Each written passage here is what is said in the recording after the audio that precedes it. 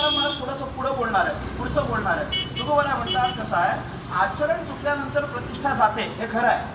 आचरण चुकल्यानंतर प्रतिष्ठा जाते हे खरं आहे. पण आपण कलियुगात राहतो की नाही, आणि कलियुगाचा विचार करून तुकाराम महाराज असं म्हणतात, कदाचित असं समजा की मृत्यू लोकात इथं कलियुगात आल्यानंतर तुमचं जरी आचरण चुकलेलं असलं, तुम्ही बारीक आहे का, तुमचं जरी आचरण चुकलेलं असलं तरी जर तुमच्याकडे संपत्ती आणि जर तुमच्याकडे सत्ता असेल तर लोक तुम्हाला प्रतिष्ठा द्यायला तयार आहेत.